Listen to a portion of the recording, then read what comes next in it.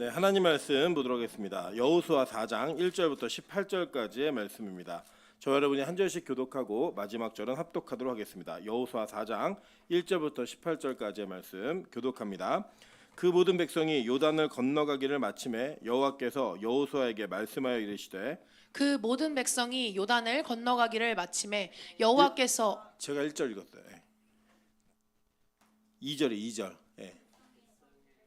각 지파에 한 사람씩 12사람을 택하고 그들에게 명령하여 이르기를, 요단 가운데 제사장들의 발이 굳게 선 그곳에서 돌 12를 취하여 택하여 그것을 가져다가 오늘 밤 너희가 유숙할 그곳에 두게 하라 하시니라. 여호수아가 이스라엘 자손 중에서 각 지파에 한 사람씩 준비한 그 12사람을 불러 그들에게 이르되, 요단 가운데로 들어가 너희 하나님 여호와의 궤 앞으로 가서 이스라엘 자손들의 지파 수대로 각기 돌 한 개씩 가져다가 어깨에 매라. 이것이 너희 중에 표징이 되리라. 후일에 너희의 자손들이 물어 이르되 이 돌들은 무슨 뜻이냐 하거든. 그들에게 이르기를, 요단물이 여호와의 언약궤 앞에서 끊어졌나니 곧 언약궤가 요단을 건널 때에 요단물이 끊어졌으므로 이 돌들이 이스라엘 자손에게 영원히 기념이 되리라 하라 하니라. 이스라엘 자손들이 여호수아가 명령한 대로 행하되 여호와께서 여호수아에게 이르신 대로 이스라엘 자손들의 지파의 수를 따라 요단 가운데에서 돌 12를 택하여 자기들이 유숙할 곳으로 가져다가 거기에 두었더라. 여호수아가 또 요단 가운데 곧 언약궤를 맨 제사장들의 발이 선 곳에 돌 12를 세웠더니 오늘까지 거기에 있더라. 또 여호와께서 여호수아에게 명령하사 백성에게 말하게 하신 일 곧 모세가 여호수아에게 명령한 일이 다 마치기까지 궤를 맨 제사장들이 요단 가운데에 서 있고 백성은 속히 건넜으며 모든 백성이 건너가기를 마친 후에 여호와의 궤와 제사장들이 백성의 목전에서 건넜으며 르우벤 자손과 갓 자손과 므낫세 반 지파는 모세가 그들에게 이른 것 같이 무장하고 이스라엘 자손들보다 앞서 건너갔으니 무장한 4만 명 가량이 여호와 앞에서 건너가 싸우려고 여리고 평지에 이르니라.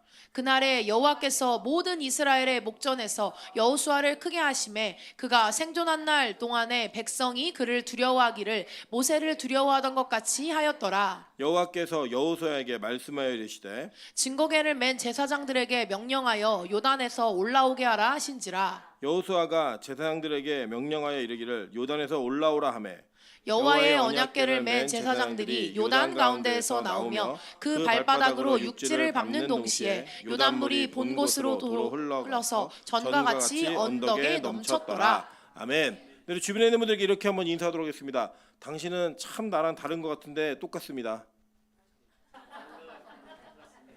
네, 무슨 말인가 의아하신 분들이 계실 거예요.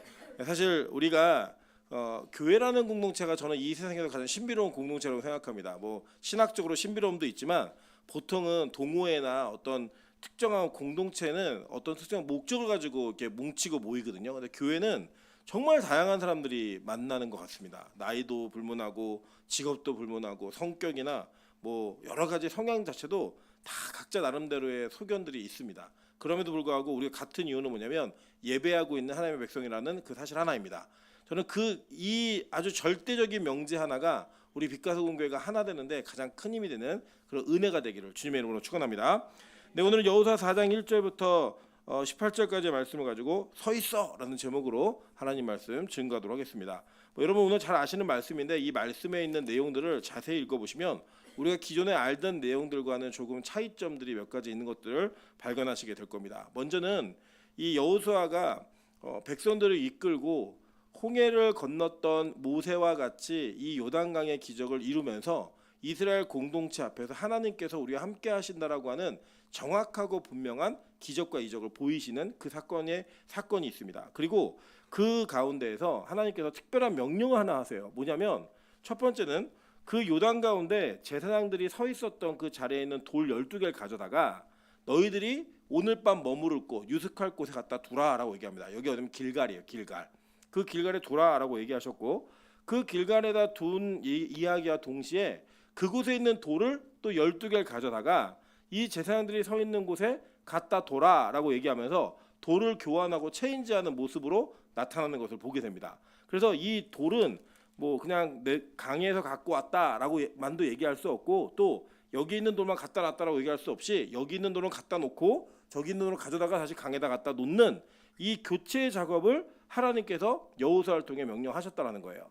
그럼 도대체 이것은 어떤 의미가 있으며 이것이 가지고 있는 이스라엘 공동체 안에서의 의미도 중요하지만 지금 저와 여러분에게 오늘날 있는 이 신학적인 의미는 어떤 의미가 있는가라고 하는 것을 깨달으면서 다시 한번 우리가 이 어려운 시국과 이 나라 가운데에서 오늘 교회가 어떤 모습이어야 할지 그 내용들을 함께 나누고 기도하는 시간을 갖도록 하겠습니다. 자, 먼저 보시면 여호수아 3장 17절부터 보도록 하겠습니다. 여호수아 3장 17절 다 같이 읽습니다. 시작. 여호와의 언약궤를 맨 제사장들은 요단 가운데 마른 땅에 굳게 섰고 그 모든 백성이 요단을 건너기를 마칠 때까지 모든 이스라엘은 그 마른 땅으로 건너갔더라. 자, 여기 보니까 이 여호수아 3장 17절에 이 요단강을 건넌 사건이 나오죠. 근데 나오는데 여기에서 이 제사장들이 마른 땅에 굳게 섰다라고 이야기해요. 그러니까 요단강에서 마른 땅에 섰다고 얘기했고 모든 이스라엘 백성은 그 마른 땅을 건너갔더라라고 이야기를 하고 있다라는 겁니다.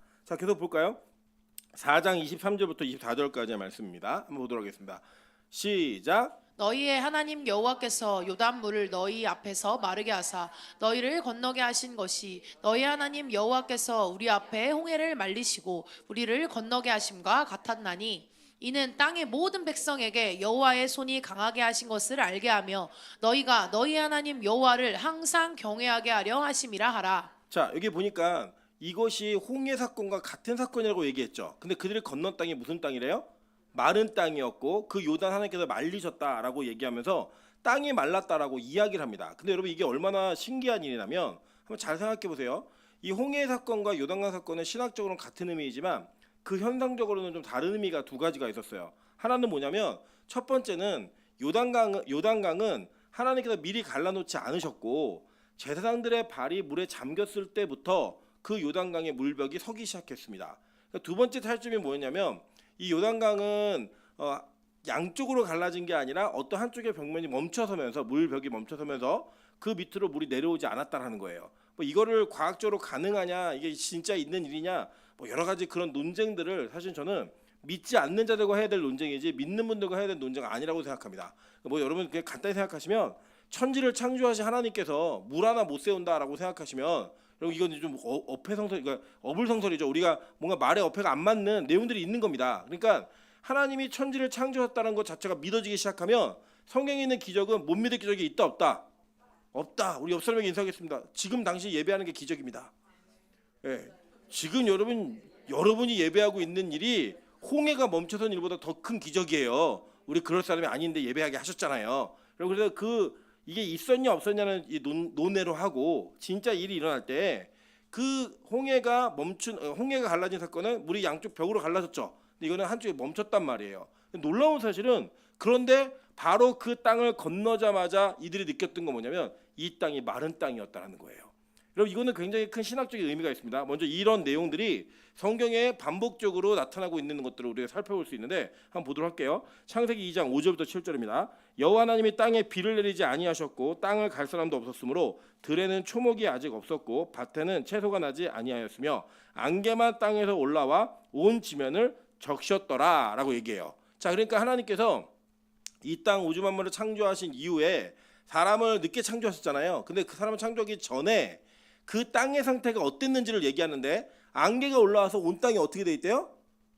젖어 있어요. 축축해 있었다고요. 젖은 땅이었단 말이에요. 근데 하나님께서 그 이후에 어떻게 하셨는가? 인간을 만드실 때 여호와 하나님이 땅의 흙으로 사람을 지으시고 생기를 그 코에 불어넣으시니 사람이 생명이 된지라 라고 얘기해요. 근데 여기서 말하고 있는 땅의 흙이라는 히브리어가 아파르라고 하는 단어예요. 이 땅이라고 하는 단어는 여러분이 아시다시피 뭐 에레츠라는 단어도 있지만 이 단어는 뭐냐면 아다마라는 뜻이에요. 그러니까 아담이라는 단어가 아다마라고 하는 이 단어와 같이 뿌리를 갖고 있는 거예요. 그러니까 아다마라고 하는 땅은 좋은 땅입니다. 경작이 가능한 땅. 이걸 일단 아다마라 그러고 아파르는 어떻게 쓰이냐면 먼지라고 할 때 쓰이는 단어예요. 근데 이 아파르의 특징이 뭐냐면 이 먼지인 땅이 마른 흙이라는 뜻이에요.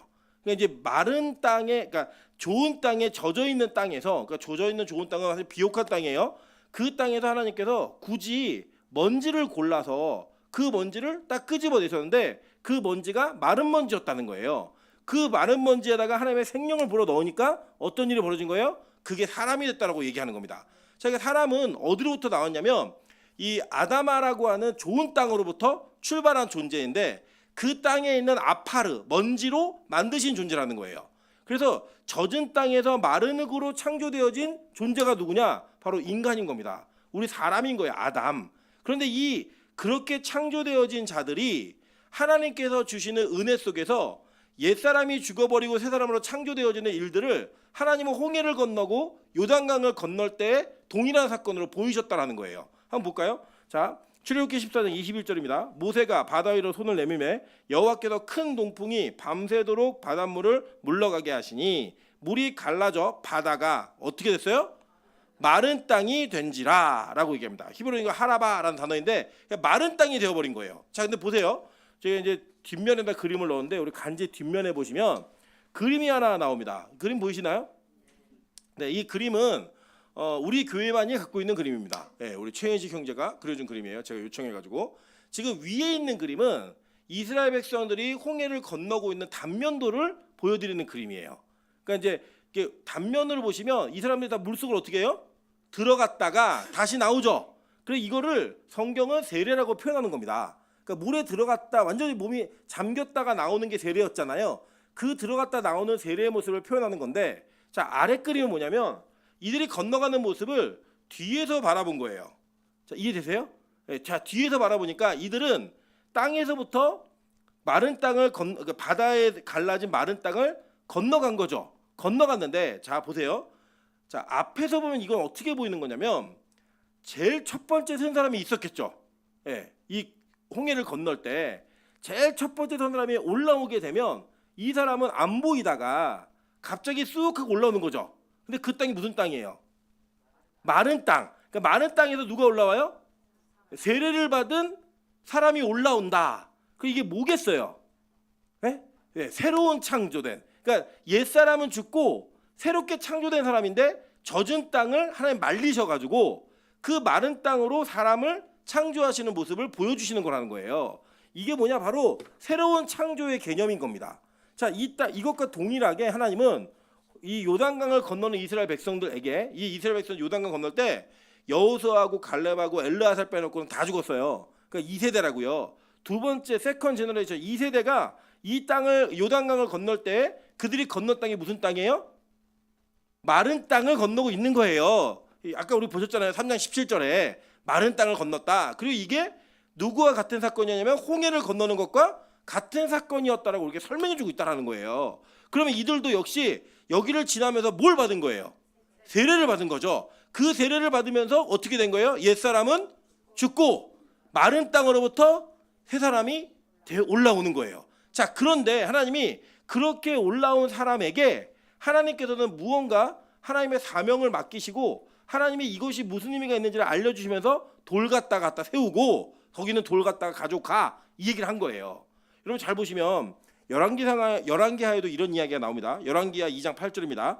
엘리야가 겉옷을 가지고 말아 물을 치매 물이 이리저리 갈라지고 두 사람이 마른 땅 위로 건너더라 라고 얘기를 해요. 자, 그럼 보니까 이것도 뭐예요? 엘리야가 겉옷으로 물을 갈라내고 거기를 건너서 지나가면서 마른 땅을 건너는 자들, 그래서 세례를 받으며 건너는 자들의 모습을 다시 한번 보여주는 거예요. 왜요? 지금 이 엘리야는 자기 자신이 마지막 하나님께 들림받을 직전이라는 걸 알고 있었고 그 알고 있는 사건 속에서 이 사명을 누구에게 전달해야 되는 거예요? 엘리사에게 전달하면서 엘리사가 새로운 사람으로서 사명을 받게 하는 그 일들을 이야기하고 있는 거라고요. 그러니까 구약에 이렇게 일어나고 있는 사건은 우리가 가지고 있는 신앙에서 중요한 의미가 무엇인가를 계속 반복적으로 설명해 주기 위해서 동일한 이미지를 계속 보여주는 거라고요. 어제 성경 공부하신 분들 기억나시겠지만 성경 전체는 이미지 언어입니다. 그래서 같은 이미지를 계속 보여주면서 구약의 성도와 신약의 성도가 동일한 사건을 보게 만드는 것이고 그 보게 만드는 실체가 바로 예수임을 증명하는 거라고요. 그러니까 오늘 설교도 결론은 뭐겠어요? 예수 그리스도지만 이제 그걸 풀어가는 방식에서 푸시다 보면은 이게 진짜 구약이 예수 그리스도를 증명하고 있고 내가 이걸 통해서 내가 믿는 예수가 진짜 예수임을 확신하는 그 단계를 경험하셔야 되는 거예요. 저는 너무 자랑스러운 게 여러분 이런 마른 땅, 새로운 창조 이런 거 얘기하잖아요. 못 알아듣는 성도가 대부분입니다. 근데 우리 빛과 소금 교회는 이거 알아듣는다고요. 이게 얼마나 큰 기쁨이에요. 얼마나 큰 기쁨. 자, 그러면서 하나님께서 그 아멘 한 사람만 해서 제가 마음이 조금 아프지만 다시 한번 기회를 드리겠습니다. 얼마나 큰 기쁨이에요. 아멘. 이게 진짜 큰 기쁨입니다, 여러분. 저는 우리 그리스도인이 평생 살아가면서 성경의 진수를 맛볼 수 있다라고 하는 거, 여러분 그 아무에게나 주는 축복이 아니에요. 전 저와 여러분이 그런 은혜 가운데 있기를 소망합니다. 자, 근데 이 돌을 갖다 세우라 그러는데 이 돌이 무슨 돌이냐면 그냥 산돌이에요. 여러분 산돌이 뭐냐면 영어로는 리빙스톤입니다. 그리고 여러분 리빙스톤이라고 하는 위인을 아시죠? 이 사람이 그냥 이름 자체가 예수인 거예요. 별명으로 살아있는 돌 해가지고. 그래서 이게 뭐냐면 산돌은 그냥 자연석을 얘기하는 겁니다. 여러분 저도 이제 저희 외삼촌들이 한동안 수석에 관심이 좀 있으셔가지고 돌을 주스러 다니실 때 따라다닌 적이 있어요. 그래서 저희 둘째 외삼촌이 강에서 저기 충주에 있는 태저우라는 강에서 돌을 하나 주셨는데 돌의 단면에 박쥐가 한 마리가 있는 거예요. 박쥐가. 그래갖고 이 돌이 너무 귀한 돌이라고 그 돌을 이제 갖고 계셨는데 지금 어디 갔는지 모르겠어요. 그 어디 갔는지 모르겠지만 그러니까 그때 어렸을 때 우리 그 외삼촌이 돌 주셨는데 돌에 박쥐가 있어서 이런 제가 그 얘기를 막 친구들 했던 게 기억이 나요. 그때 뭐 배트맨 하나 나오고 막 이랬을 때여가지고 그런 기억이 있는데 그게 왜 귀하냐면 여러분 한번 생각해 보세요. 제가 돌 하나 주워다가 막 거기다 박쥐를 그렸어요. 그리고 이거 봐라 이거 진짜 신기하지라고 말하면 그거 신기해요? 아무도 신기하지 않아요. 근데 이건 뭐예요? 자연석 있는 그대로였는데 그 가운데 새겨진 문양이 박쥐 같으니까 그 돌이 귀한 돌이 되는 거잖아요. 여러분 성경은 우리가 우리의 노력과 힘으로 무언가를 조각하고 다듬고 하는 일에 하나님과 우리와의 관계 속에 그런 노력을 넣는 거 사람이 싫어하십니다. 여러분 기억하시겠지만 그래서 제단을 쌓을 때는 무슨 돌로 쌓아야 돼요? 그렇죠. 다듬지 않은 돌. 그러니까 성경에는 다듬지 않은 돌이라고 얘기했는데 그게 꼭 무슨 의미예요? 산돌을 의미하는 거라고요. 자, 그럼 반석을 우리가 다듬을 수 있어요, 없어요? 지금이야 뭐 이제 포크레인도 있고 막 있지만 옛날 시대는 반석은 다듬을 수 있는 돌이에요, 못 다듬는 돌이에요? 못 다듬는 돌이잖아요. 그러니까 반석, 산돌, 뭐 다듬지 않는 돌 다 똑같은 이야기라고요. 그 이야기를 성경은 계속 보여주고 있는데 하나님께서 오늘 명령하시게 뭐냐면 자, 강바닥에 있는 돌은 다듬은 돌이에요, 다듬지 않은 돌이에요? 다듬지 않은 돌이죠. 그 돌을 가지고 나오라는 거예요. 그리고 밖에서 너희들이 있는 곳에서 돌을 주워다가 거기에 갖다 세우라는 겁니다. 그러니까 이거 무슨 돌이에요? 이것도 역시 다듬지 않은 산돌이라고요. 이것을 서로 교환하면서 그것이 무슨 의미가 있는지를 우리에게 설명해주고 있는 거예요. 자, 보세요. 홍해를 건너기 시작했던 이스라엘 백성들은 그 홍해를 건너는 게 목표였어요? 아니었다고요. 어디가 목표였어요? 가나안 땅에 들어가는 게 목표였는데 그 목표를 가졌던 1세대가 가나안 땅에서 애굽 땅에서 가나안 땅을 향해 출발할 때 홍해를 건넜고 그 출애굽에서 광야 생활하는 가운데 그들이 다 죽고 난 2세대가 그 부모들이 꿈꿔왔고 그 부모들이 가고자 했던 그 땅에 오늘 이르는 모습이라고요. 근데 거길 들어가는 그 모습 속에서 하나님은 돌의 교환을 통해 무언가를 명령하시고 있다라는 거예요. 의미하고 있고 그래서 그것들을 하라라고 얘기하시는 겁니다. 자, 그러면 돌을 세우는 게 도대체 무슨 의미가 있었는가? 성경의 인물들이 했던 내용들 한번 보도록 할게요. 자, 창세기 28장 18절부터 22절입니다. 야곱이 아침에 일찍이 일어나 베개로 삼았던 돌을 가져다가 기둥으로 세우고 그 위에 기름을 붓고 그곳 이름을 베들이라 하였더라. 이 성의 이름은 루스더라. 야곱이 서원하여 이르되 하나님이 나와 함께 계셔서 내가 가는 이 길에서 나를 지키시고 먹을 떡과 입을 옷을 주시어 내가 평안히 아버지의 집으로 돌아가게 하시오면 여호와께서 나의 하나님이 되실 것이요 내가 기둥으로 세운 이 돌이 하나님의 집이 될 것이요 하나님께서 내게 주신 이 모든 것에서 10분의 1을 내가 반드시 하나님께 드리겠나이다 하였더라 라고 얘기했어요. 자, 베델은 여러분 이게 히브리어의 또 묘미인데 벳이라고 하는 단어가 베트라고 하는 집이란 단어예요. 엘은 뭐라 그랬어요? 우리 배우셨죠? 네, 그죠? 사무엘, 다니엘, 엘이 들어가면 다 이게 하나님이 들어간 거예요. 엘리야, 엘리사 다 하나님 들어간 겁니다. 그러니까 이게 벳엘이라고 하면 누구의 집이라는 거예요? 하나님의 집, 그죠? 우리 찬양에도 이곳은 하나님의 집, 그게 뭐예요? 아니요. 찬양할 때 여러분 이곳은 하나님의 집 이러면서 찬양하는 찬양 있잖아요. 그리고 그 찬양이 얘기하는 그 하나님의 집이 뭐냐고요? 우리에게 교회잖아요. 그러니까 성전이라고요. 그게 구약 시대는. 근데 그 성전의 실체가 누구예요? 예수 그리스도잖아요. 그러니까 오늘 이 야곱이 자기가 베고자 든 돌, 그러니까 지금 막 형한테 죽을까봐 엄마랑 막 얘기하고 자기 신부감 구하러 간다고 막 도망가고 있는 거 아니에요. 근데 아무것도 못 챙겨온 거예요. 지팡이 하나 가지고. 근데 그 가다가 자기가 돌 베고 자다가 이 돌을 세우면서 그것이 하나님의 집이라고 얘기했다고요. 그리고 이게 뭐예요? 성전을 의미했던 거잖아요. 거기에 기름을 붓고 내가 다시 돌아오면 여기에서 반드시 하나님을 섬기면서 여기를 하나님의 집으로 세우겠습니다. 그리고 내가 11조를 드리겠습니다. 이 얘기한 거 아닙니까? 그 얘기의 고백 속에 돌을 세우는 장면이 나타나고 있다는 거예요. 한번 볼까요? 여호수아 24장 26절부터 27절입니다. 여호수아가 이 모든 말씀을 하나님의 율법책에 기록하고 큰 돌을 가져다가 거기 여호와의 성소 곁에 있는 상수리 나무 아래 세우고 모든 백성에게 이르되 보라 이 돌이 우리에게 증거가 되리니 이는 여호와께서 우리에게 하신 모든 말씀을 이 돌이 들었음이니라. 그런즉 너희가 너희 하나님을 부인하지 못하도록 이 돌이 증거가 되리라 하고. 자, 그래서 돌을 갖다 세워놓고 이게 큰 돌이에요. 그러니까 반석과 같은 큰 돌을 갖다 세워놓은 다음에 상수리 나무에다 세워놓은 그 이후에 뭐라고 얘기하냐면 이 돌이 마치 사람인 것처럼 얘기를 해요. 뭐라면 너희들이 하나님께 한 얘기 다 들었다는 거예요. 돌이. 그리고 이 돌이 증인이 되고 증거가 된다라고 얘기하고 있는 겁니다.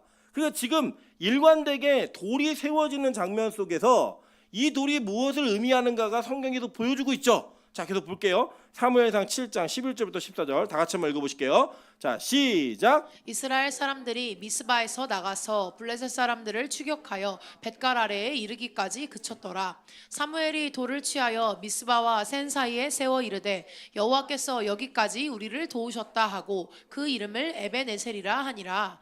이에 블레셋 사람들이 굴복하여 다시는 이스라엘 지역 안에 들어오지 못하게 하였으며 여호와의 손이 사무엘이 사는 날 동안에 블레셋 사람을 막으심에 블레셋 사람들이 이스라엘에게서 빼앗았던 성읍이 에글론부터 가드까지 이스라엘에게 회복되니 이스라엘이 그 사라방 지역을 블레셋 사람들의 손에서 도로 찾았고 또 이스라엘과 아모리 사람 사이에 평화가 있었더라. 자, 저기 보니까 이거 다 잘 아시는 내용이죠. 사무엘의 기도 때 막 돌이 떨어지고 막 이래가지고 하나님이 그 전쟁을 스스로 승리하시는 미스바 대성의 집회 가운데 있었던 사건을 요약해 준 거예요. 그 내용의 마지막 내용을 보시면 사무엘이 그 전쟁을 이긴 후에 한 일이 뭐냐면 돌을 취하다가 미스바와 센 사이에 어떻게 했어요? 세웠죠. 그 이르기를 이거 뭐라 그랬냐면 이게 에벤에셀이라고 그랬습니다. 그리고 이 에벤에셀은 워낙 유명하죠. 뭐 찬양단도 있고 뭐 찬양팀도 있고 뭐 여러 가지 많아요. 근데 이 뜻이 뭐냐면 도우심의 돌 이런 뜻이에요. 그러니까 누군가가 우리를 도와가지고 이 전쟁을 이겼다 해요. 그리고 그 이긴 이후에 뭐가 있었냐면 이스라엘과 아모리 사람 사이에 뭐가 있었대요? 평화가 있었더라 라고 얘기하잖아요. 이게 뭐예요? 샬롬, 그죠? 평화가 있었더라 라고 얘기하는 겁니다. 돌을 세워놓고 이 돌이 우리를 도와서 우리가 적들과의 사이에서 뭐가 있었다? 평화가 있었다라고 얘기하는 거예요. 자, 그러니까 지금 성경이 우리에게 이야기해주고 우리가 돌에 대한 이미지를 계속 살펴보니까 그 돌이 우리에게 함축해서 의미하고 상징하는 전달하는 바가 뭐예요? 이 돌이 곧 누구다예요? 예수 그리스도다. 이걸 보여주고 있는 거잖아요. 여러분 그래 보세요. 레위기 26절 1절에 이렇게 얘기합니다. 너희는 자기를 위하여 우상을 만들지 말지니 조각한 것이나 주상을 세우지 말며 너희 땅에 조각한 석상을 세우고 그에게 경배하지 말라. 나는 너희의 하나님 여호와임이니라 라고 얘기하면서 돌을 다듬은 돌, 다듬어서 모양을 낸 돌은 멋있지만 그게 뭐라는 거예요? 우상이라는 거예요. 그래서 예수 그리스도가 있는 그대로 하나님이 이 땅에 오신 그대로 그분을 우리가 받아들이는 게 믿음이지 우리가 원하는 대로 그분을 만들어서 내가 원하는 하나님을 만들어내는 게 그건 우상숭배다라고 성경은 미리 얘기해버린 거예요. 그래서 이 돌 자체가 우상이 아니라 그 돌을 어떻게 받아들이는가가 너무나 중요한 의미라고 얘기하는 겁니다. 자, 그런데 보니까 오늘 강바닥에 있는 산돌을 가져다가 너희들이 머무고 있는 길갈에 세워서 12지파가 하나씩 세우라는 거예요. 그거를. 그리고 또 하나는 뭐가 있냐면 거기 있는 돌을 가져다가 다시 이 제사장들이 서 있는 곳에 갔다가 그 돌을 받고 거기에다 그것을 기념하라라고 이야기해서 그게 지금까지 있다는 거예요. 그럼 도대체 이게 무슨 의미인가예요? 자, 보세요. 고대 시대, 그러니까 창세기를 보시면 이스라엘 백성들의 구약 시대에는 물과 이 홍수, 강 이런 게 무슨 의미였어요? 바다, 죽음과 사망, 심판의 의미였죠. 그래서 우리 마지막 때 백보자의 심판이 있을 때 마지막 심판 때에는 바다가 그 삼킨 자들을 다 토해내고 이렇게 얘기를 해요. 그래서 그들이 같이 심판받는 모습으로 드러나는 거예요. 그리고 이 죽음이라고 하는 정복되지 못한 미지의 세계가 그들에게는 사망과 두려움과 공포를 주는 그런 모습이었다고요. 그래서 하나님의 심판을 표현할 때 이 홍수, 바다 이런 표현들을 쓰는 거예요. 그래서 자, 그런데 한번 볼게요. 자, 이사야 28장 15절부터 16절입니다. 너희가 말하기를 우리는 사망과 언약하였고 수울과 맹세하였은즉 넘치는 재앙이 밀려올지라도, 그죠? 이거 파도처럼 표현하는 거예요. 우리에게 미치지 못하리니 우리는 거짓을 우리의 피난처로 삼았고 허위 아래에 우리를 숨겼음이라 하는도다. 그러므로 주 여호와께서 이같이 이르시되 보라, 내가 한도를 시온에 두어 기초를 삼았노니 곧 시험한 돌이요 귀하고 견고한 기초돌이라. 그것을 믿는 이는 다급하게 되지 아니하리로다. 이렇게 얘기해요. 그러니까 사망과 넘치는 재앙이 막 밀려오니까 사람들이 다급한 거예요. 그래서 막 거짓으로 자기를 위장하고 숨는데 진짜 두려워하지 않고 그 일에 다급하지 않는 사람이 누구라는 거예요. 지금 시온에 돌을 두었고 그 돌이 기초가 되어서 귀하고 견고한 기초돌이 되는데 그 돌을 믿는 사람들은 다급하지 않게 된다라고 얘기하고 있는 거예요. 자, 그러니까 지금 이 제사장들이 다시 발을 떼어서 요단강을 나와가지고 지면을 밟게 되자마자 어떤 일이 벌어졌어요? 요단강이 범람해서 그 범람한 요단강이 세운 돌들을 다 덮었죠. 그러니까 원래는 우리가 건널 수 없는 자들이라고요. 애굽의 군대들처럼 다 죽어야 되는 백성들인데 하나님이 그 돌을 세우셔서 대신 우리가 아닌 12지파가 12돌을 세웠을 거 아니에요. 그 모든 지파가 원래는 그 밀려오는 요단강에 죽어야 되는 백성들인데 누군가 대신 그 자리에서 그 죽음을 맞이하는 거예요. 누가요? 산돌이. 그 돌이 누군데요? 예수 그리스도가. 그 돌이 그곳에 있으므로 우리는 그 강을 건너 약속의 땅으로 들어가게 되는 것을 보여주고 있는 거라고요. 여러분, 그게 뭐냐? 이게 복음인 겁니다. 결국 우리 모두는 우리 자신이 내 힘과 능력으로 구원을 이뤄내는 자들이 아니라 원래 우리가 받아야 될 재앙과 심판을 예수 그리스도가 대신 그것을 당하심으로 말미암아 산자가 되었음을 선언하는 자들이라고요. 그리고 저와 여러분의 의의는 내가 얼마나 선하고 착하게 살았는가 있는 것이 아니라 하나님께서 나를 택하시고 구원하실 그 은혜 때문에 100%, 0.1%도 아닌 그 100%의 은혜로 인하여 우리가 산자가 되었음을 선언하는 것이 바로 우리의 사명이고 우리의 모습인 거예요. 그래서 여러분, 죽은 그 돌이, 우리가 죽어야 될 돌이 대신 죽은 돌로 그 안에 자리 잡았고 거기로부터 죽었어야 되는 돌들이 살아나와 우리와 함께 거하는 모습을 보여주고 있는 그 장면을 통하여 예수 그리스도께서 우리를 어떻게 구원하셨는가를 설명해주는 그 내용이 이 이미지 안에 담겨져 있는 겁니다. 이해가 되시죠? 빛과 소금 교회 수준이 이 정도인 거예요, 여러분. 너무 멋있잖아요. 이게 이해가 안 되시면 빛과 소금 교회를 아주 열심히 다니셨지만 아직 이해가, 하나님이 눈이 안 열어주신 거예요. 근데 전 열릴 거로 믿습니다. 자, 그래서 잘 보세요. 근데 그 과정 속에 아주 중요한 일이 있어요. 뭐냐면 제사장들이 온 백성이 다 건널 때까지 그 언약궤를 메고 그곳에 서 있었다는 거예요. 그리고 다 건넌 이후에도 돌이 다 세워질 때까지도 그들은 움직이지 않고 그곳에 서서 자기들의 사명을 감당하는 역할을 했다라고 성경은 우리에게 증언하고 있는 겁니다. 여러분, 저는 이 장면에 조금 집중했으면 좋겠어요. 우리 그리스도께서 하시는 일은 우리가 억지로 무언가를 조각해내고 만들어서 되는 일이 아니에요. 우리의 영역이 아니라고요. 그거는 하나님의 선택이 있어야만 가능한 일입니다. 제가 이번에도 필리핀 가서 강의하면서 그런 얘기했어요. 여러분, 우리 원장님이 그 전주에 다녀가셨잖아요. 그리고 제가 지난주에 다녀온 거고, 여러분, 제가 그랬어요. 우리 어머니는 따라한다고 될 수 있는 게 아니라고. 저는요, 저희 원장님의 설교를 듣고 있으면 지금 이해가 안 될 때가 많은 게 뭐냐면 내용이 저게 뭐지 도대체? 이해가 잘 안 가고 막 구호 외쳐요. 그러면 이제 성경 읽어요. 그냥 막 읽은 다음에 막 설명할 때 막 말도 틀리시고, 막 우리 사도신경 하실 때 맨날 4일 만에 부활하세요. 그 하늘문에 예수님은 4일 만에 부활하세요. 우리는 3일 만에 4일 만에 부활하셔야 되는데 나흘 만에 부활하시는 분이 계세요. 이런 일만 벌어지는데 놀라운 사실은 그렇게 선포되어지는 메시지 가운데 사람들이 눈물이 터지고 영혼이 새롭게 되고 바뀌는 일들이 벌어진다는 거예요.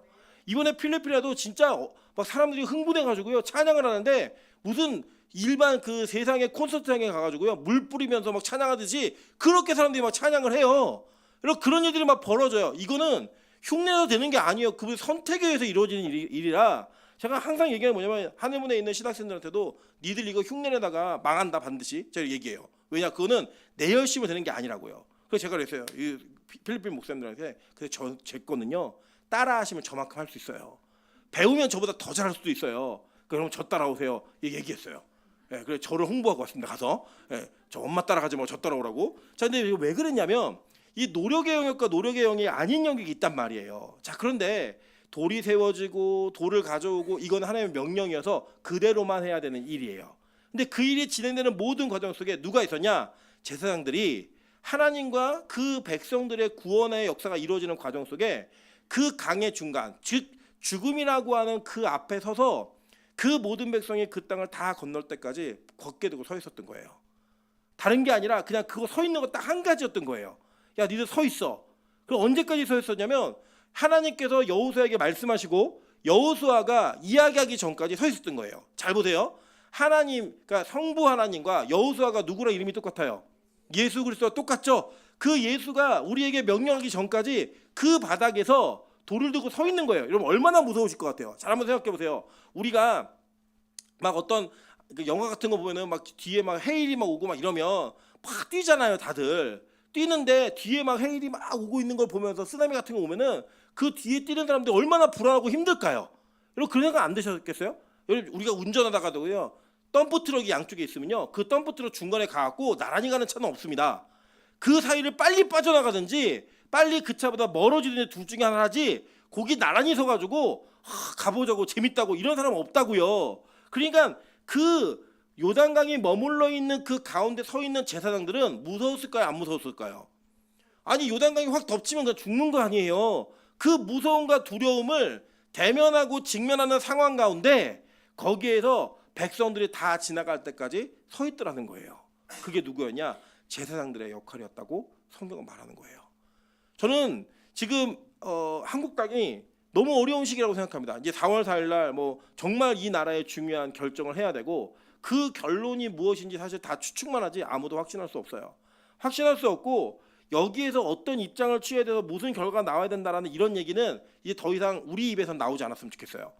이거는 하나님이 만약에 이 땅에 더 큰 어려움을 주실 거라면 그 더 큰 어려움을 주는 결정이 나타날 거고 하나님께서 이 땅에 다른 소망을 주신다 그러면 그 소망을 주시는 일이 나타날 거예요. 그리고 어떤 과정을 통해서도 만약에 하나님이 이 땅을 버리지 않으셨다면 한국을 버리지 않으셨다면 하나님은 이 나라를 새롭게 하실 거라고요. 마른 땅으로부터 새롭게 태어난 사람을 만들어내실 거라고요. 그때 제사장들 즉 저와 여러분이 해야 되는 일이 뭐냐? 주님의 명령이 있을 때까지 그 죽음의 앞에 서서 그 모든 백성이 그 통로를 지날 때까지 기다리고 서 있는 거예요. 그게 뭐예요? 기도하는 거예요. 중보하는 거라고요.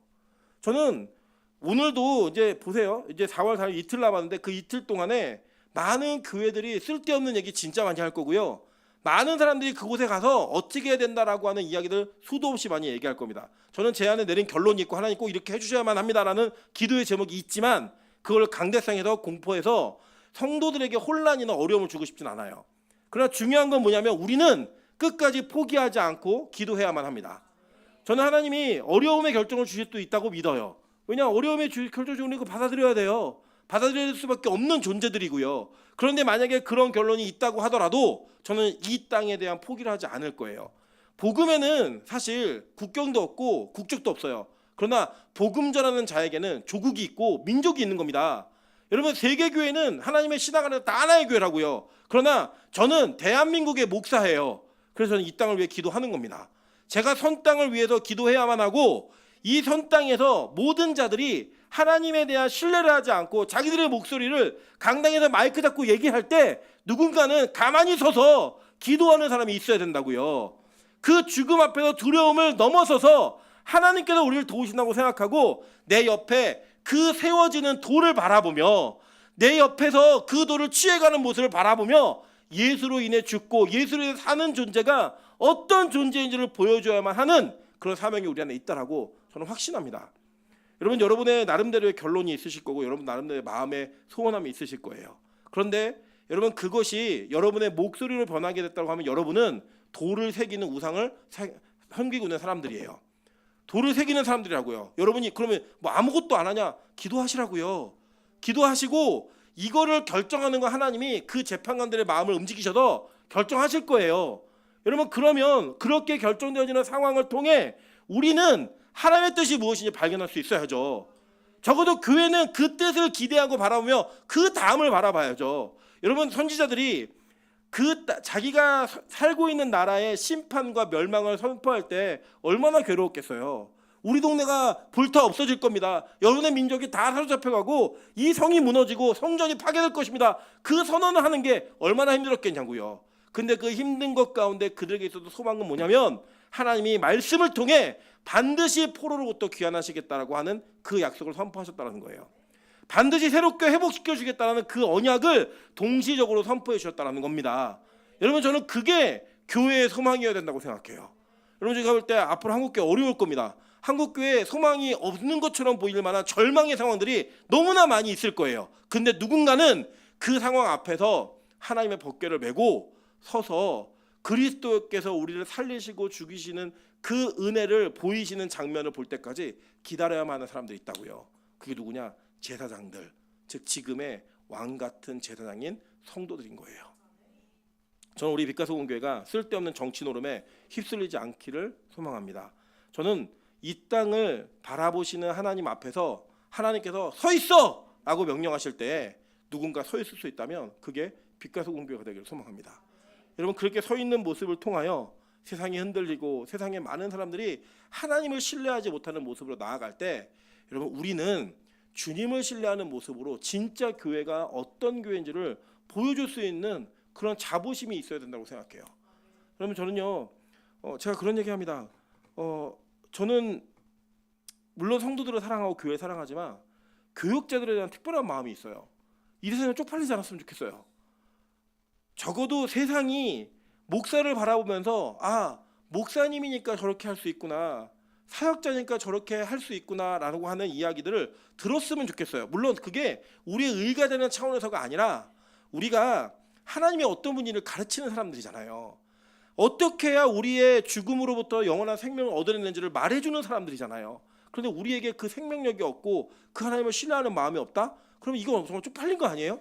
저는 목사로서 앞으로 쪽팔리게 살지 않기로 다짐 또 다짐을 합니다. 물론 제가 제 마음 가운데 그 모든 걸 다 해결하지 못하겠죠. 그럼에도 불구하고 그렇게 살아보려고 노력하는 몸부림이 있어야 하지만 그래도 우리 다음 세대에게 무언가를 남겨줄 수 있지 않을까요?